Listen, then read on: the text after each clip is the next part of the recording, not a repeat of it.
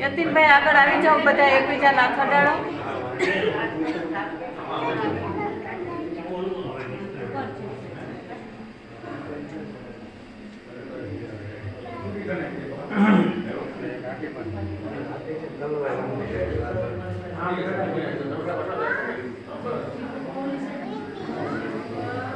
એ મંત્ર બોલો બધા, ત્યાં સૌને જે મંત્ર લખેલા છે એ બોલો બધા.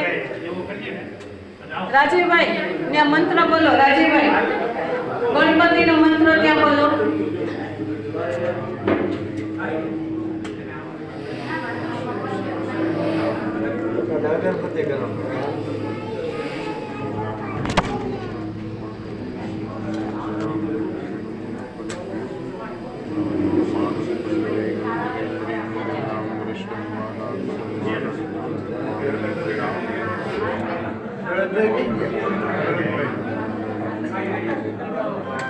તમે એક દીપ પ્રગટાવો. તમે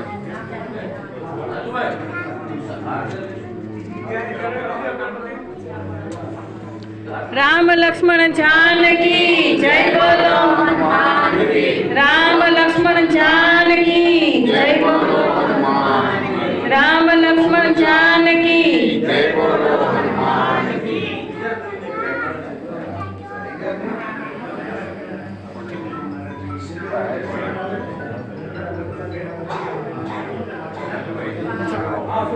અગરબત્તી એ આવો બધા પાછળ અહીંયા અગરબત્તી કરવા આવો. અગરબત્તી કરવા આપો, હાથ અંડાડો.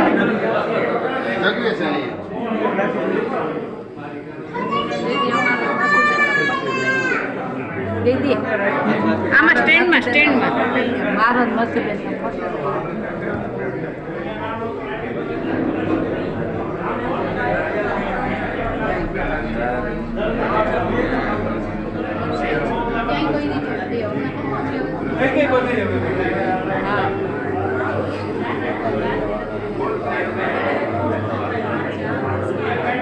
બોલો રામ લક્ષ્મણ જાનકી જય બોલો. હનુમાન મહારાજની જય. હવે બધા બેસજો. ભાઈઓ એક બાજુ ને બહેનો એક બાજુ બેસો.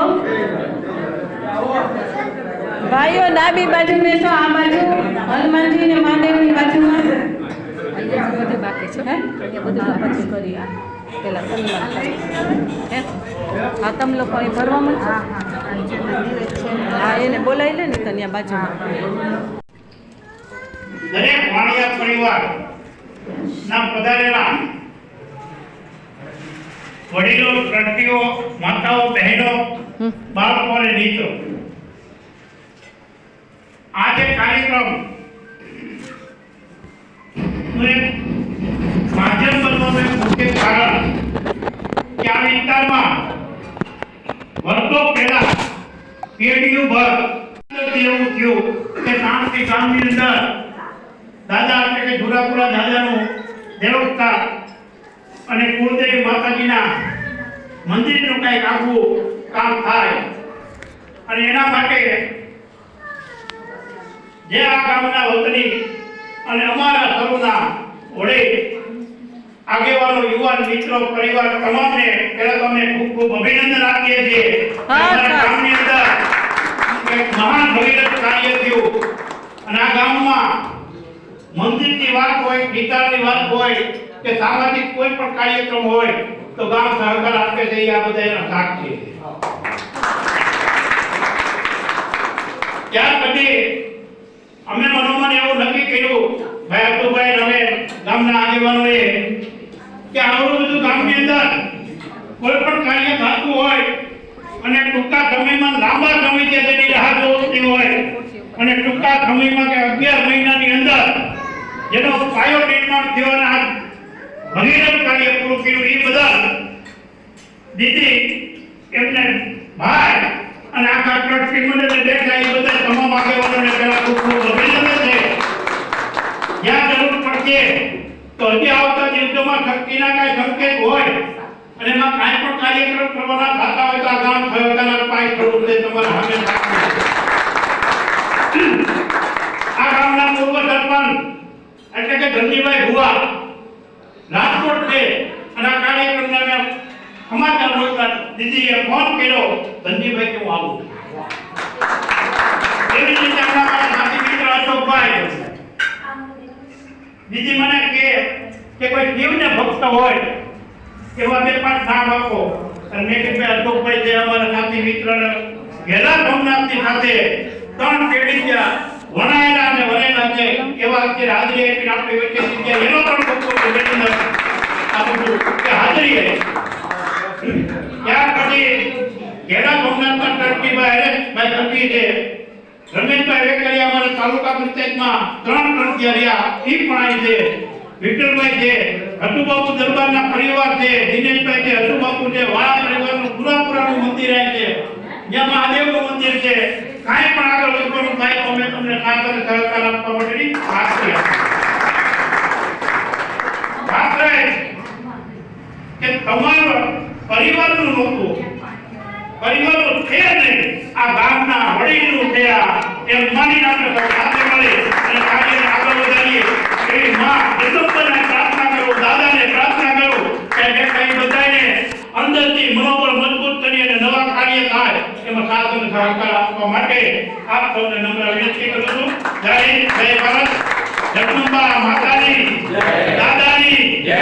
તો હવે આ જે કાર્ય કરેલું છે ટ્રસ્ટી મંડળો અને અમારા ગામ વતી આપણે ભાઈ બહેનનું સન્માન કરવા માટે એક મૂર્તિ આપી અને સન્માન દીદીનું અને કૌશિકભાઈનું કરવા જઈ રહ્યા છીએ. નાના ને નાની સાથે જોડાય ભાઈ અને પ્રમેશભાઈ અને ભરતભાઈ મારી સાથે જોડાયના સન્માનમાં આવો ને તમે આવો, 1 મિનિટ આવો. અને અમારા ગામના આગેવાનો બધા કાંઈ નથી આવો અને અમારા ગામના બધા આગેવાનો સન્માનમાં સાથે જોડાય. આવો વિઠ્ઠલભાઈ તમે આવો.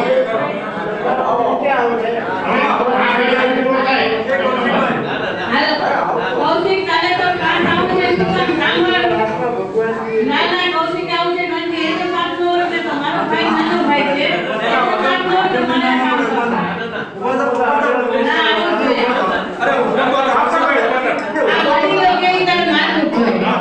વડીલો કે નાનું કૌશિકભાઈ આવો. અતુભાઈ ઉત્તર પણ પૂર્વ છે એ સાથે આખી ટીમ અમારા ગામની જોડાઈ. અમારા ગામની આખી ટીમ ઊભી થઈ અને સામૂહિક કામ વચ્ચે અમે તમારું સન્માન કર્યું. ના તમે આવો બતાવો આવો ના બેટા ના બેટા આપણો ઘરના આગેવાન બધા ઉભા થઈ. માજનને તો ખાસ હાજરી દેવી જોઈએ અને દીદીને ખાસ તમે આટલી બધી ભાવથી સંપત્તિ આવડો આપો છો તો પછી એને જ આગળ થાય ને. ખોલજો ફોટો લ્યો તો ભાઈ, ફોટાવાળા આવા જો આપણે બધા તાલીઓથી એમનું સન્માન કરશું.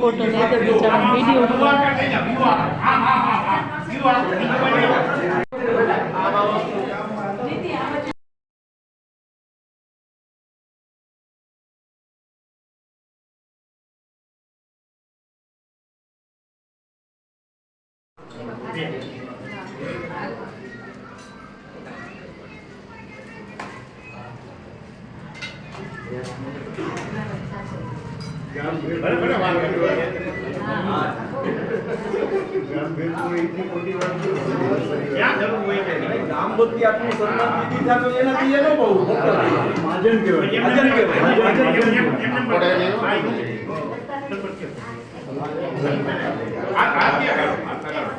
બોલો સુનાપુરા બાપની જય, માતાજીની જય, ગણપતિ બાપાની લોકોની આઈની ગામની જે લોકોની મહાજન છે એમની બી જય.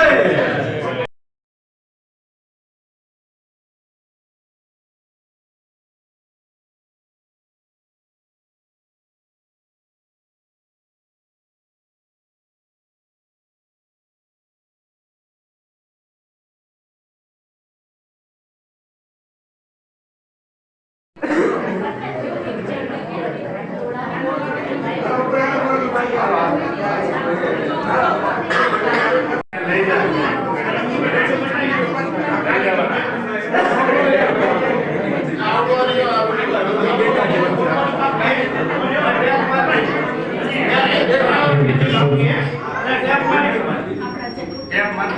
અહીંયા રાજીભાઈ આગળ આવે, દીપકભાઈ આગળ આવે.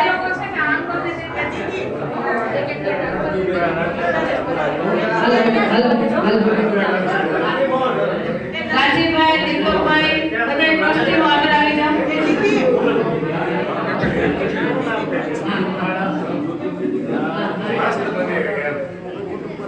આ બાજુ ઉભા રહ્યો બધા.